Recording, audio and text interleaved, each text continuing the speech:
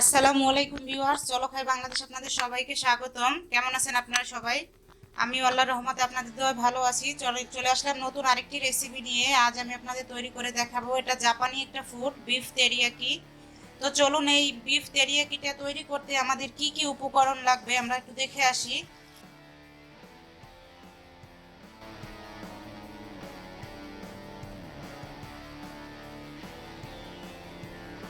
Beef teriyaki করার জন্য আমি প্রথমে এখানে বিফ নিয়ে নিলাম 300 গ্রাম পরিমাণ, দিয়ে দিচ্ছি স্বাদ মতো লবণ,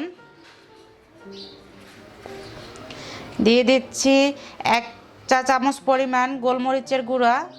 আমি এখানে কালোটা ইউজ করেছি, আপনারা চাইলে সাদাটাও ব্যবহার করতে পারবেন। দিয়ে দিচ্ছি 1 চা চামচ রসুন বাটা, 1 চা চামচ আদা বাটা।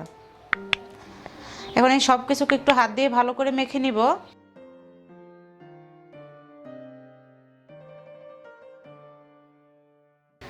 এটা তৈরি করার জন্য মাংসটাকে একটু পাতলা স্লাইস করে কেটে নেবেন, যাতে করে আমাদের তাড়াতাড়ি কুক হয়।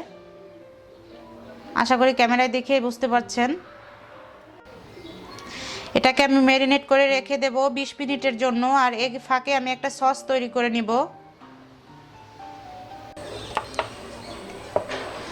তেরিয়াকি সসটা তৈরি করার জন্য আমি প্রথমেই 2 টেবিল চামচের মতো রান্নার রেগুলার তেল দিয়ে নিলাম। তেলটা কিছুটা গরম হয়ে আসলে আমি দিয়ে দেব 1 টেবিল চামচ পরিমাণ আদা রসুন কুচি।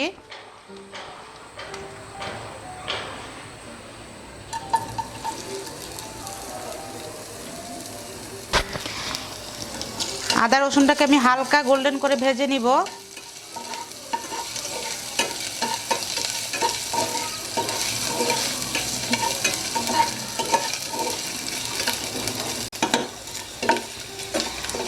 যে হালকা গোল্ডেন করে ভেজে নেওয়ার পরে আমি এখানে দিয়ে দিচ্ছি সয়া সস 1/2 কাপ পরিমাণ।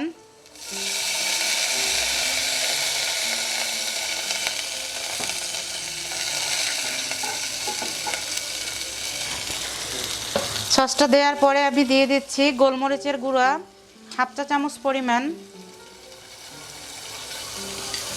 বাটার দিয়ে দিচ্ছি 1 টেবিল চামচ পরিমাণ। সুগার দিয়ে দিচ্ছি 2 টেবিল চামচ পরিমাণ। আমি এখানে ব্রাউন সুগারটা ইউজ করছি, আপনারা চাইলে যদি ব্রাউন সুগারটা না থাকে তাহলে আপনারা গুড়টা ইউজ করতে পারেন। এই ক্ষেত্রে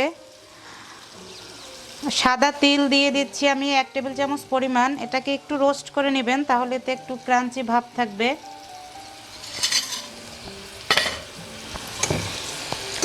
এটাকে ভালো করে একটু নেড়ে মিশিয়ে নেব। আর এটা একটু থিক ভাব আনার জন্য আমি ইউজ করব একটু কর্নফ্লাওয়ার।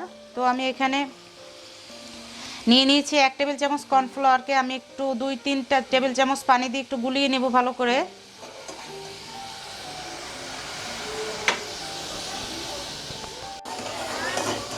এখন আমি সেই কর্নফ্লাওয়ারটা দিয়ে দিচ্ছি।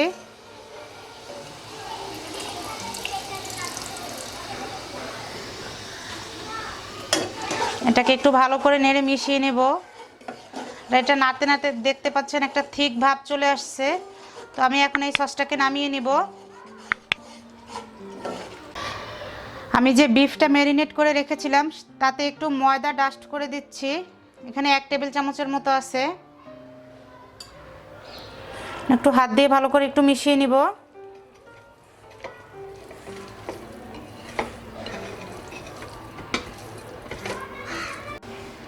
যে মেশানো শেষ, এখন আমি চলে যাব এটাকে ফ্রাই করতে। যেটাকে ফ্রাই করার জন্য আমি এখানে 4 টেবিল চামচের মতো তেল দিয়ে নিলাম, রান্নার যে রেগুলার তেলটা। তো আমি এটাকে ডিপ ফ্রাই করব না, এটাকে শ্যালো ফ্রাই করব। তো আমি এখন বিফগুলো দিয়ে দিচ্ছি।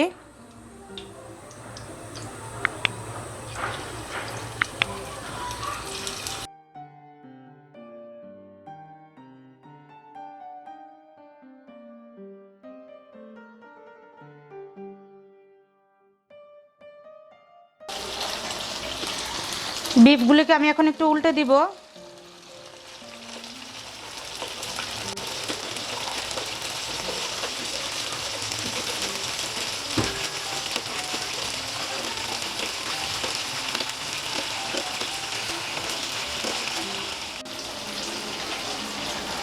অপর পাশটাও আমি একটু হালকা গোল্ডেন করে ভেজে নিব।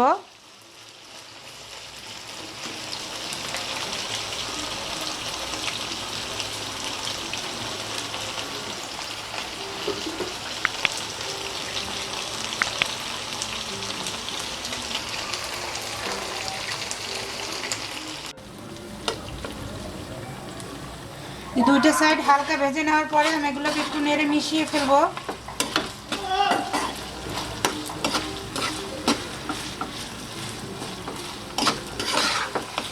মিশিয়ে আমি দিয়ে দেব এখানে 2 কাপ পরিমাণ বিফ স্টক।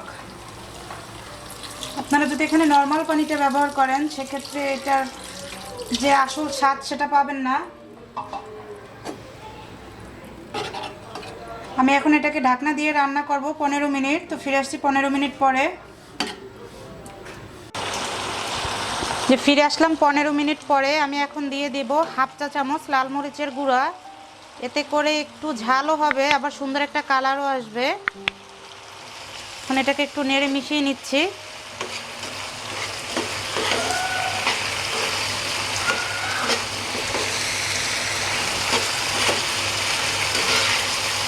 দেখতেই পাচ্ছেন সুন্দর একটা কালার চলে আসছে। আমি এখন যে টেরিয়াকি যে সসটা তৈরি করে রেখেছি সেই সসটা দিয়ে দিব।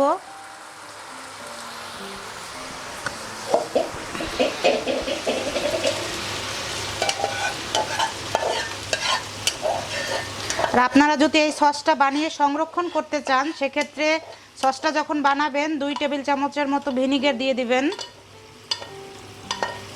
এতে করে এই সসটা আপনারা 20 থেকে 25 দিন পর্যন্ত নর্মাল ফ্রিজে রেখে সংরক্ষণ করতে পারবেন।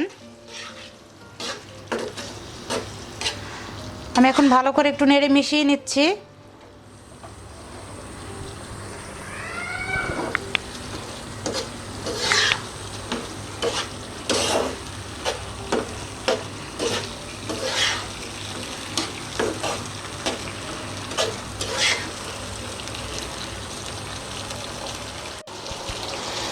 যে বিফ তেরিয়াকি রান্নাটা আমার শেষ। আমি এখন প্লেটিং করব। তো আমি এখন চুলার আঁচটাও বন্ধ করে দেব।